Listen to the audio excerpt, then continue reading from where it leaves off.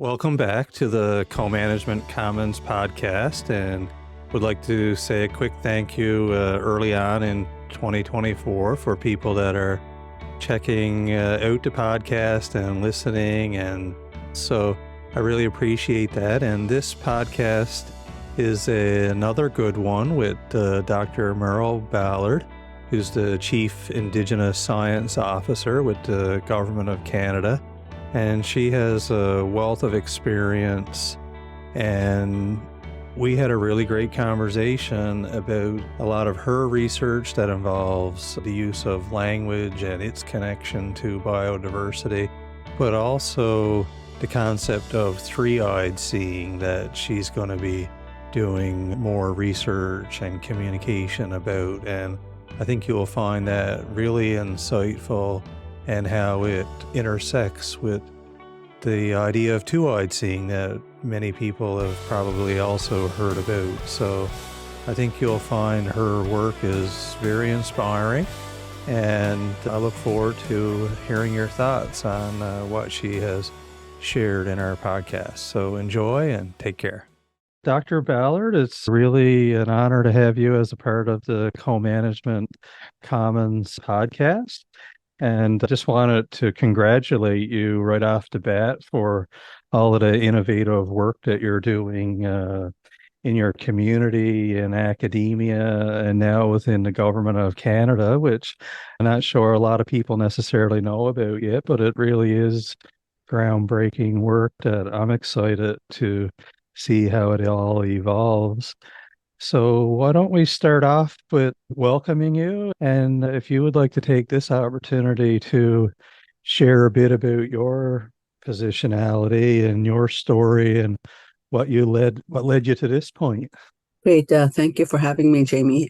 I'm Anishinaabe from Lakes Martin First Nation, Hubasquatiang, it's called it in our language, and it's located in south central Manitoba. It's in between the two lakes, Lake Manitoba and Lake Winnipeg. And I grew up on the res. That's where I did all my schooling. And when I got to high school, I went to the next reserve, and I went by bus every day to the high school in the next reserve. That's where I graduated from grade 12. Then I pursued university from there. I have 4 degrees, BA, BSc, MSc, and PhD. And most of my life, I was always interested in, even from my younger days, I knew that I was going to university. I just knew it. Like, I didn't have any mentors at the time, but I knew I was going to university. I always had the different aspirations. Mine were always a little bit different. Yeah. And I don't think a lot of people knew the professions and that I aspired to back then. Yeah. So I took quite a while to get my PhD because of difficulties along the way, lack of support systems, etc. So, but I did it, and currently on leave from the University of Manitoba Faculty of Science. I'm on interchange with Environment and Climate Change Canada, where I was asked to start up the new Indigenous Science Division back in January 2022. So I was on interchange. I'm still on interchange. But I stepped back from that. I stepped down from that. I'm now the Chief Indigenous Science Advisor. We have a new director. And I want to concentrate, more on the research side of things regarding Indigenous science. I have grants from the Tri-Council, quite a prestigious awards that I have to start doing my research. One of my research award is a three-eyed seeing, and I developed this concept and I got an award for it. So hopefully I can start that research in the new year. So basically what that is are incorporating 3 lenses: the Indigenous lens, Indigenous science lens, the Western science lens, and the lens of our relations, which are those that cannot speak for themselves, like the flora, fauna, water, land, etc. And that's the third lens. And my work with the department has been really rewarding, because when I started, the concept didn't exist. It started as Indigenous knowledge, but it had to be Indigenous science because ECCC's Western Science department where it's very heavy on the scientists.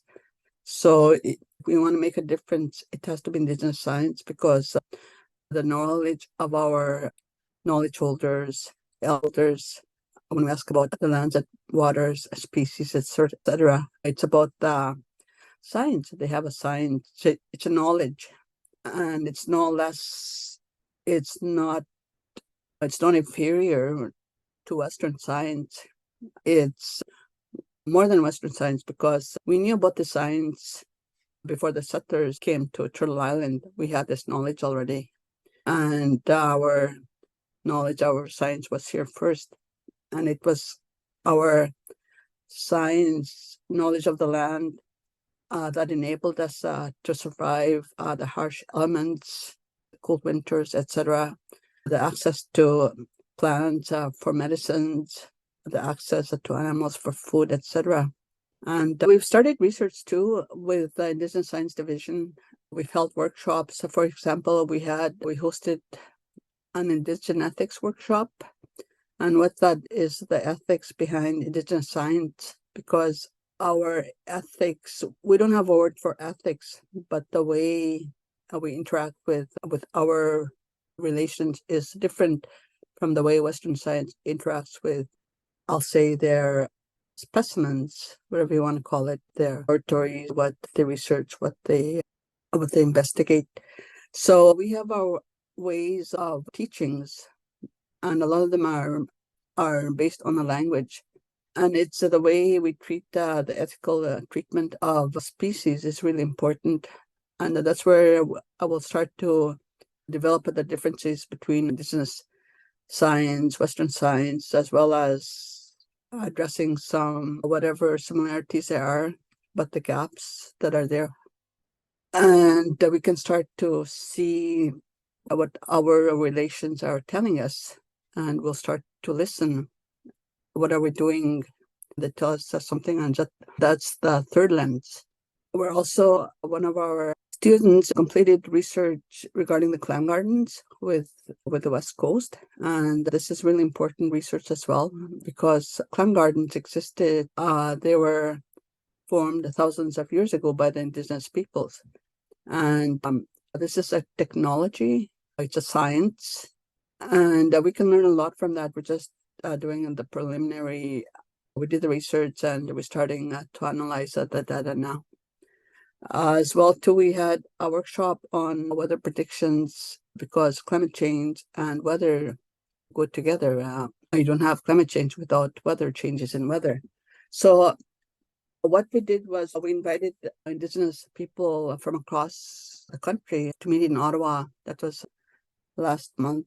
And they shared with us that was a scoping exercise, but there's so much knowledge from that, what their knowledge was regarding weather and the way we can predict weather, to do forecasts for spring, what it's going to be like in the spring for flooding, etc.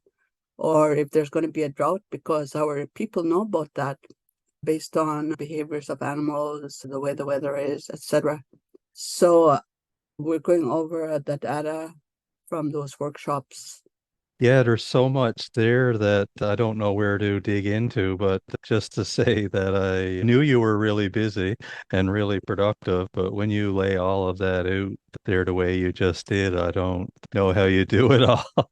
And I'm just wondering, one thing that you did mention that I'm really interested to try to come up with an explanation for people is the whole conversation around Indigenous science, because in the co-management world, there's a lot of people who've been articulating Indigenous knowledge and how that sometimes conflicts with Western-based science and so on. But the term Indigenous science is starting to be more prevalent, and I think there's less understanding out there of what do you mean by Indigenous science. So I don't know if you could give us a definition of that, or a summary if you were trying to explain that to someone that may be heavily trained in the natural sciences, or somebody that's in high school, for example. Yeah, it is a science. Yeah.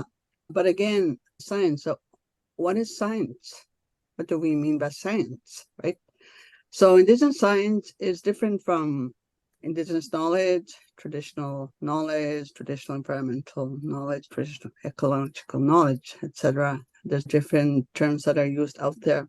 Indigenous science is more inclusive of the Western science way of thinking, if you want to put it like that, whereas Indigenous knowledge is more broader, it's more general, generic. The same way as we talk about knowledge systems, it could be anything from sciences, philosophy, the arts, music. And Western science is more like other traditional sciences that we know, like biology, chemistry, physics, and the natural sciences. Yeah. So, and Indigenous science, we can't compare with the Western silo approaches. Like, for example, physics, chemistry, we don't have any words for that, but we have very specific Indigenous science that's not silo, it's more holistic. Like the knowledge of medicines, we have our knowledge holders who know how to make medicines from the plants, etc., from the animals. And they involve formulas as well, like the Western science. When you're making aspirin, there's formulas involved, right? So that's the same thing. There's formulas involved. When they pick the plants, they have to go the way I was taught when I did my interviews with the elders.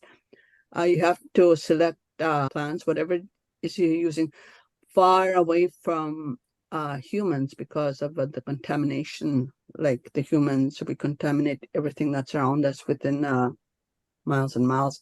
So it has to be far away from no contamination. And it has to be fresh. For example, I can't use a plant to make my medicines from my mom's backyard, which is on the res. So like it has to be far away, far away. There's formulas. It has to be a specific plant. It has to have a certain look. It has to have a certain texture. It has to be picked at a certain time, etc. Like seasons as well. There's a lot of lists, if you want to call them, involved. And when you start making the medicines too, like it has to be the liquid, it has to be boiled or whatever it is, the method of preservation. When you boil it, it has to look a certain color. It has to be boiled for a certain amount of time. So these are all different, and there's different medicines for different diseases that are out there. Like, for example, COVID, I was taught to do a certain thing, and I never contracted that. I never contracted COVID. So we have our knowledge systems, we have our science regarding medicines. So too, weather predictions. My mom always knew about the weather. And growing up too, because of when you're trained in a Western education system, you're trained that the Western way is the only way, that's the only right way. So I remember growing up, my mom was always talking about what was around us, like the weather, and talking about the weather, and talking about birds and the way they behaved, what that meant. And I used to think, oh, Mom, you don't know anything. That's what I used to think. And it wasn't until I started, when I went to university, when I started like looking beyond, I was taught that boxed in thinking. When you trained from the Western perspective, like it's boxed in. And it's only when I started to think outside the box, then I realized that what my mom used to teach me was so important. Hey, this is exactly the way it is. So, Yeah, in my mind, I think about the long period of observation someone like your mom would have had over her lifetime, and then the person that passed on knowledge to her, and so on. And I think that part of understanding Indigenous science makes it in so many ways superior to the level of observation and the limited time series a lot of scientists have when they are trying to do work in or around or adjacent to our communities and so on. So, would you say that's a part of it as well, like the enduring level of observation? I know it's holistic, but there's also certain cornerstones of Indigenous science that are clearly evident with that time series like you mentioned, formulas. You can almost package it in a way that a scientist who's trained in the Western ways would understand. I would argue that we had our ways first because Yeah. it's this knowledge that saved us. And it's this knowledge that saved the settlers when they first came to Canada because we gave them our medicines to survive. So it's the other way around. It wasn't Western science first. It was Indigenous science first. We had our formulas of everything. We had the knowledge of everything.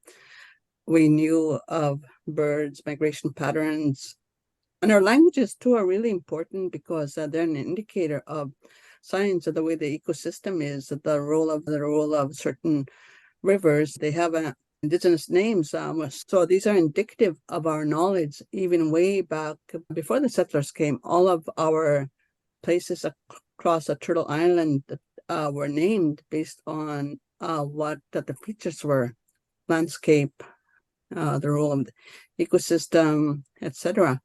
Yeah, when we spoke this week, you mentioned you were planning to do some new research in that area, connecting, well, I guess at the intersection of Indigenous languages and biodiversity. Did you want to talk about that or share that? Yeah, but I received a research award to do this using my language, for example, because I'm fluent in my language, Anishinaabe. So using Anishinaabe as developing biomonitoring tools, developing indicators based on a language. And I'm going to be doing specifically around the Lake Winnipeg, like around, and identifying changes based on the names of certain features around the lake and developing indicators of change from the original naming to the present. When you mentioned like Winnipeg, it makes me think about the concept that you also described as well of three-eyed seeing and that third lens being the relations and who can't speak for themselves. And I'm really curious to understand that more too and how you see that and how that lens gets incorporated into that framework. I think that's really fascinating lens that we're not applying to everything that we do, clearly. For example, a lot of my research has been around Lake St. Martin. So Lake St. Martin is a lake that's situated in between Lake Manitoba and Lake Winnipeg. So we were taught that the lake is not a person, but what is the proper word? It's alive. Okay. It's lakehood, personhood, right? So we were taught to respect the lake. For example, my mom told me regarding the lake, meaning be scared of the lake, fear the water, because the lake can kill you. We're taught too, the lake is life, water is life, but at the same time, the water is manipulated and then it turns against you, it then destroys you. And that's what happens with the artificial manipulation of water levels. The people manipulating the water, the lake levels, do not hear it, but the lake is crying out. We have to be the voice for that because the lake is losing its life. It's not as abundant regarding fish anymore. We have the elders shared stories when they used to fish there. They had tubs, like hundreds of tubs of fish, where the CEOs accused them of stealing the fish, but the fish were from the lake. Now it's not, the lake is not that abundant. So we have to ask the lake, what's wrong with you? Tell us what's wrong so we can help you.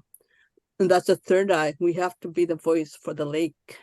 Oh, that's excellent. And there's so many different ecosystems and habitats and animals that can't speak for themselves in the way that we're interfering with their relationships and stuff. And Yeah. I know I've heard stories of in other countries where some natural environments have actually been given legal status as separate beings. In New Zealand, I believe, is one place. Yeah.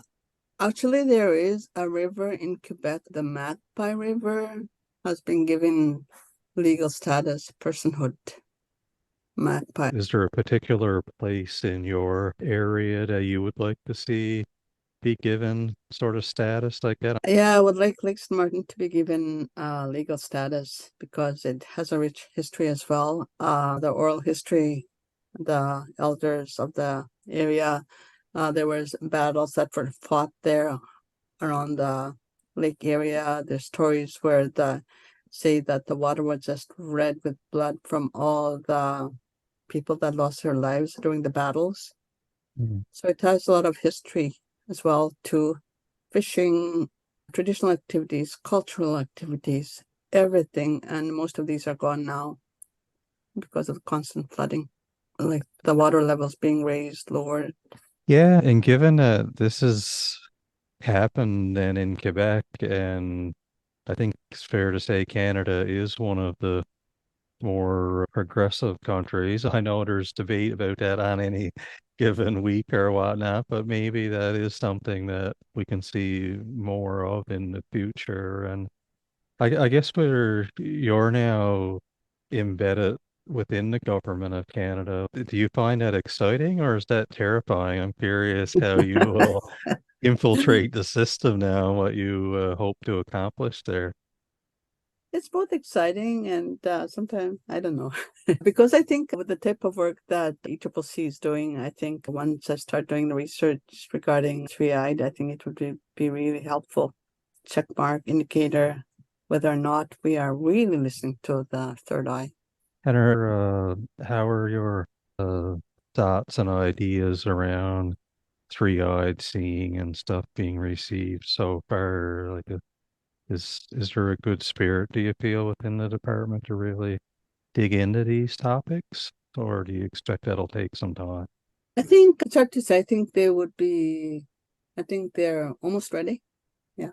Yeah, I know in different circles that I've been in, I've heard positive things where there's been adjustments made by ECCC over the last couple years in particular, and there seems to be a feeling that there will be some shifts. And obviously, our government in Canada is so large, not all departments are going to go about things at an equal pace or whatnot, but hopefully with the work that you're doing in the ECCC probably will end up being one of the leading departments, I would expect. And I guess if you could put yourself 5 years out from now, what kind of things would you like to see transpiring in the department and how things are operating? I think ECCC is leading the way for Indigenous science because other departments are coming to us. The vision of Indigenous science within the Department of Bridging, Braiding, and Weaving, I think a lot of people are starting to understand what that is. And it's being used more because it's a knowledge that to be recognized the same as Western science. It is a knowledge to be recognized and it is a science. And traditional ecological knowledge, traditional environmental knowledge, or traditional knowledge, these are the words that are used, I think, deliberately so that the knowledge sits below Western science. Because when you think of the way these are described, that they're ancient knowledge systems that are not changing, that are a tradition. When you think of a tradition, something that's old, ancient. But Indigenous science is constantly evolving, changing. Like the weather prediction, it's constant observation, like season to season, year to year. It's always changing. It's with the times. It's real time. It's not of the past. It's not ancient.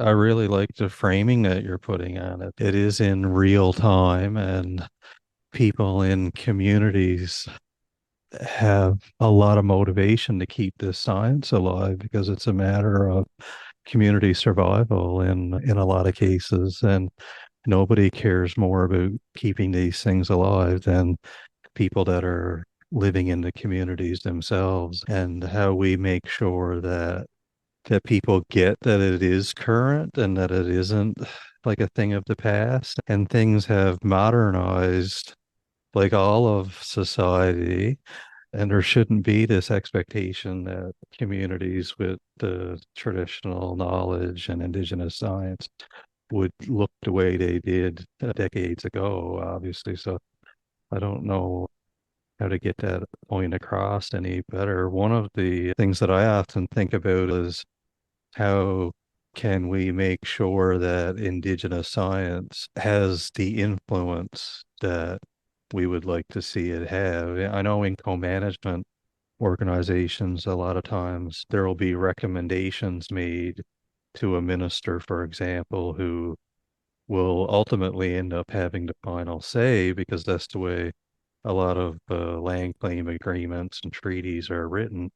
But I'm curious to get your thoughts on how can we get it to a point where when those decisions are made that we can see the indigenous science was influential or listened to, at least in part, if not in whole.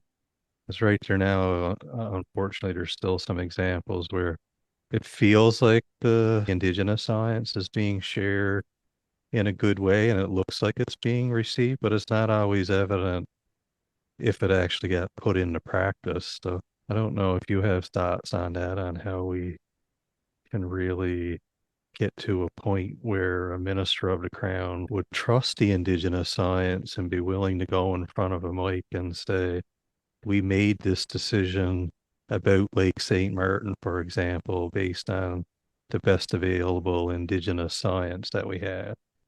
Do you see how we could get to that point as an example?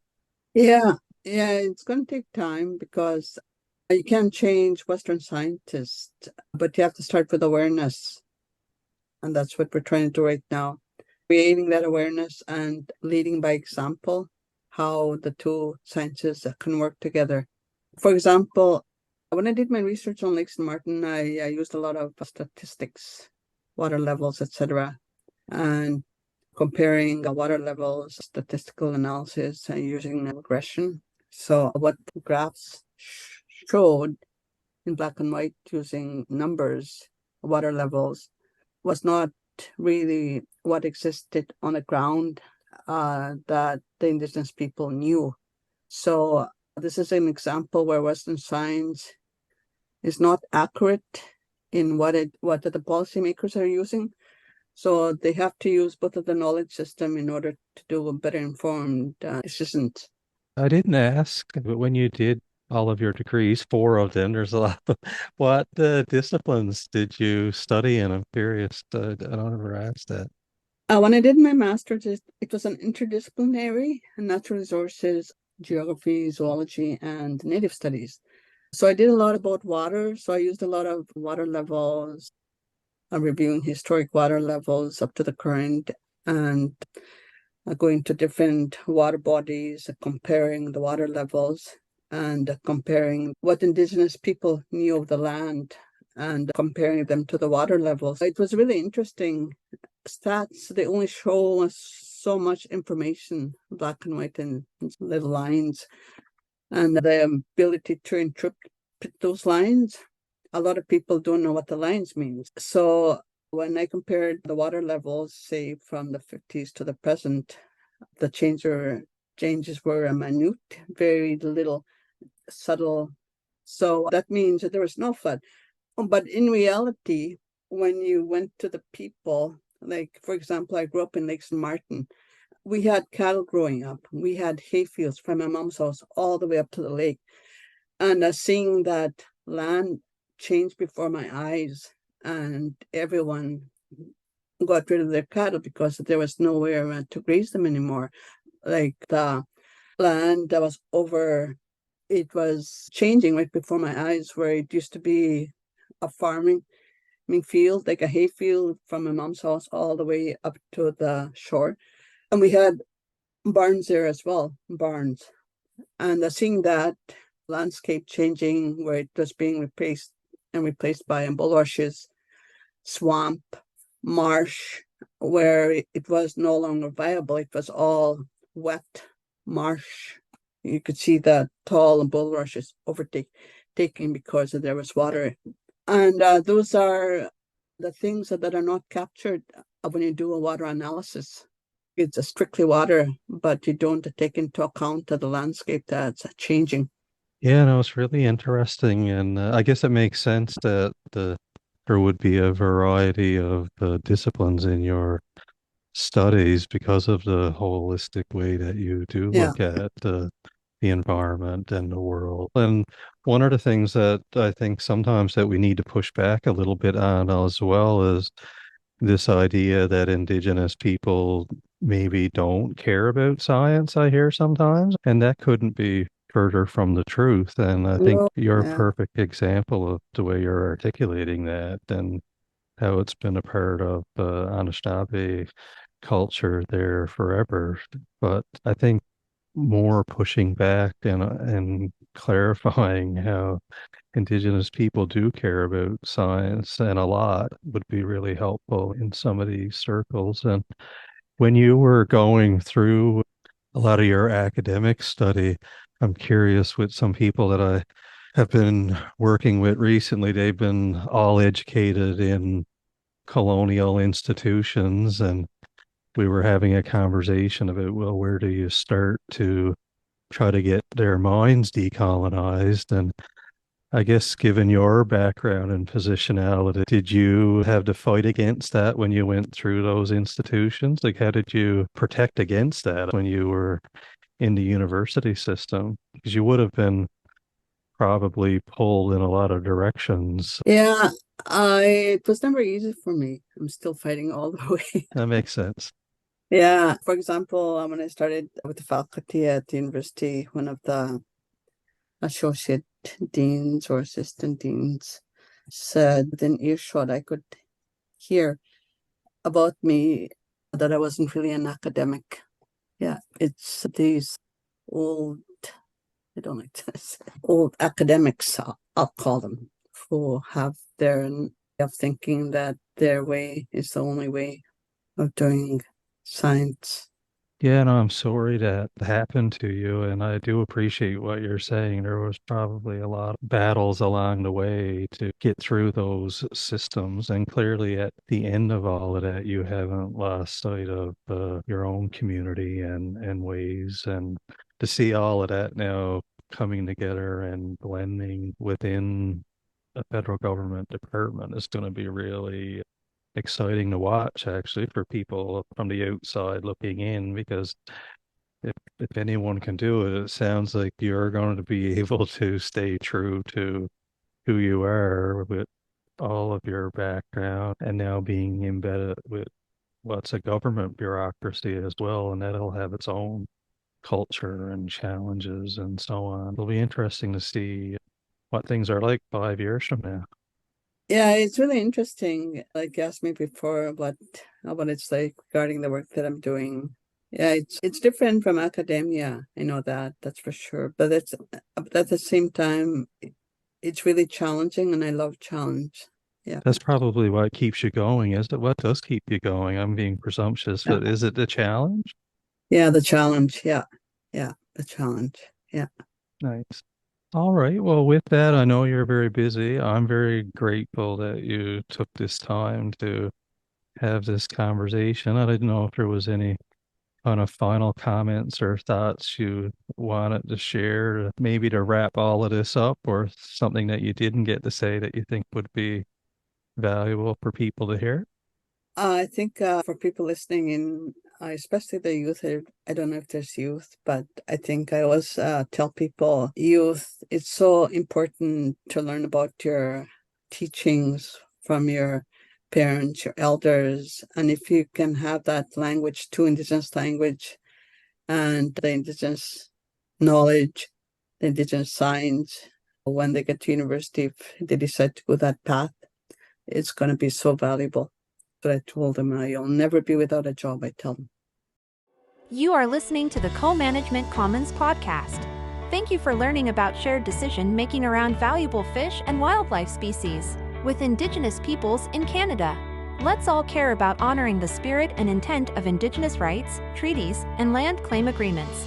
Thank you for listening.